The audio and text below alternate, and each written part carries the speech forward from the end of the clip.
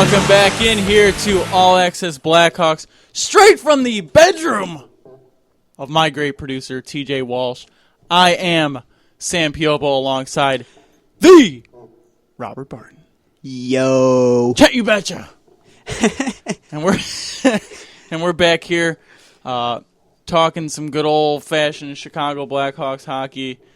And thank you to everybody who is listening. You guys are great people. I'm sure you're as excited as I am for the playoffs to begin. It's gonna be a great series. Absolutely. And one thing I want to go into now is the Nashville Predators team as a whole. God, it makes me gag just hearing their name. You hate them that much, huh? Oh, I do. Why? They were always one of the few teams in the division that I didn't hate, but now that they're doing all this organizational crap. Not even just that. Like, they're just an extremely dirty team. I like. Why are they dirty? I don't know. Oh, yeah, of course they are. I don't know if they're dirty. Why are they dirty? Blues are dirtier. The Blues are dirty. I don't know. I don't know. Just I've seen watching their play. They just strike me as one of those teams that'll play as dirty as they can to get their win. Yeah, especially you what you got to do. Mainly against us.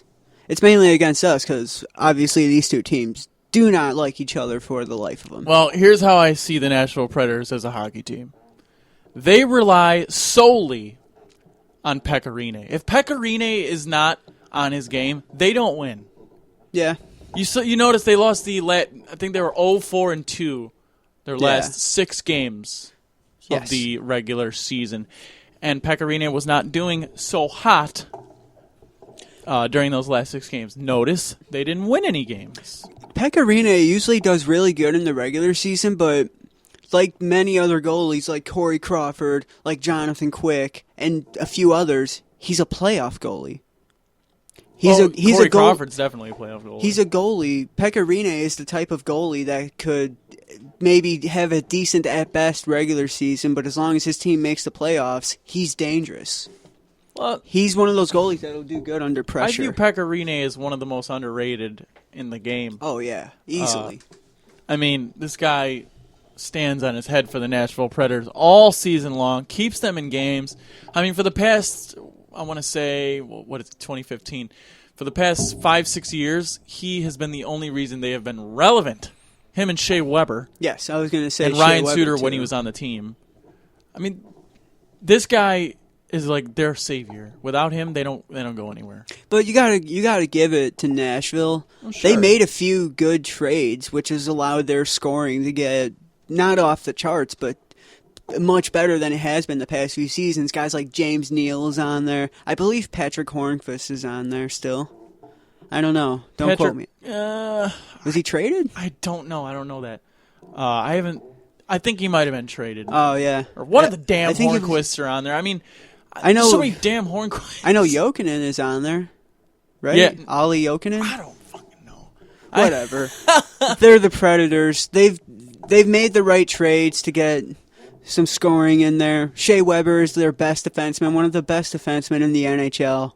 Pekka Rinne is one of the best goalies in the NHL. They got everything. That's the thing with the Nashville Predators. You don't need to know. Like most of those players are not your top of the line star players. They're not your household name players. So if you don't watch them on a game-to-game basis, you're not going to really know. Team. Sure, you got your Mike Fishers, you got your James Neals, your Pekka Rinne, your Shea Weber. But who the hell else can you name on from that team? Exactly. Nobody. I can't name a damn person besides maybe. Is it Mike Ribeiro on there? No, I don't know. He might be. Shit. These guys, it's a grinding team. Yes. Listen, Peter Laviolette came in for Barry Trotz, who's been a great coach for the Nashville Predators. He needed a change of scenery. They needed a different coach. They got a new coach in Peter Laviolette. Of course, Peter Laviolette being the coach of the Philadelphia Flyers for that 2010 Stanley Cup run, which, of course, ended with a loss to the Blackhawks. Peter Laviolette's a proven coach. He comes in there and people say he changed the whole team. He didn't. No. It's still the same hard-working team. It's still the same team that relies on Pekka Rinne. He didn't have the same impact on Nashville that Joel Quenneville had on the Blackhawks. Oh, no way. Joel Quenneville is a fantastic coach. You got to give that to him. He's a huge reason we're 2-time Stanley Cup champions in the past 4 years. Well, I want to get into that a little bit because I was on this page. It really pisses me off, this page. It's called Puckin' Hostile. Or Puckin' Hostile or something like that. It's a Blackhawks page. And this page and its fans completely rip Q a new asshole every time he changes the lines, and every time every time the Hawks go on a losing streak, it seems like these guys are on Q's jockstrap about, and it's his fault. It's not. Like, what hockey have you been watching over the past? He came in the 2008-2009 season when Dennis Savard got fired. Yes. You come in and you turn that young team into Stanley Cup champions. Stanley Cup champions, not only, but consistent Stanley Cup playoff contenders. Mm-hmm. I don't know how you can criticize his coaching style at this point. Joe Quenneville's a magician. Look, it's a team effort. Yes, the coach has a huge part in what happens with the players, but the players are the biggest part. Granted, keeping the same lines together, yes, that allows chemistry to be built. Well, that part pisses me off. That's something he does that kind of pisses me off. Keeping lines together? He changes the damn lines way too much. If the Hawks don't score in mid-second period, he's changing the damn lines, which I don't understand. I mean, I don't understand that at all. But, like I said, I'm not going to question Coach Quenneville anymore. I'm just not going to do it. I mean, the guy's a magician. He knows what he's talking about. And it's as simple as that, really. Isn't he the Blackhawks' all-time, winning coach? I'm pretty sure he's third on the all-time list of winningest coaches. Wow. Behind Scotty Bowman and behind Scotty Bowman and Al Arbor. Wow. That's a pretty nice list to have, too. Yeah. He's great. And then not far behind is Ken Hitchcock, I want to say. There you go. So that's two great coaches. Anyone right there. who disses Joel Quenneville obviously doesn't know what to do with you're coaching. Full of crap. Yeah, you're full of crap. You don't know what you're talking about. Number 3, yeah. But let's get back into these playoff series here, Blackhawks and Predators. Yeah, like I said, TJ just said number 3, but he's going to be number 2. Oh yeah, by next season. How far is he off from Al Arbor? 60 games from Al Arbor. Exactly 60. So wow. give it 2 seasons and he's got it. If God willing, he stays around for that long. Yes, I really hope he does. Yeah, there's no reason to get rid of him. And he's gonna have. I know you want to get into the rest of the playoff series. Absolutely, voice your for opinion. the next few seasons, he's gonna have his hands full because of the salary cap situation. We're gonna have to get rid of some big players. Maybe not a lot. Maybe not as many as everyone thinks. But it's gonna be tough for the Hawks. We're gonna have to rely a lot on our younger players like Teuvo Teravainen. Oh yeah, he's got to step it up. Kyle Bond, who we just signed. Michael Peliota. I like Kyle Bond. I do like Kyle Bond. He's got the nice size. He does have some size. He's not going to score a bunch of goals, but I don't think that's why they signed him. Right. We signed him so we could have someone who's willing to go out there and hit the hell out of anyone that gets in our way. And that Hawks need a body like that yeah. so bad. They need a body like that. Mm-hmm. And look at me talking about bodies. No offense here, guys. This is a pure hockey talk podcast.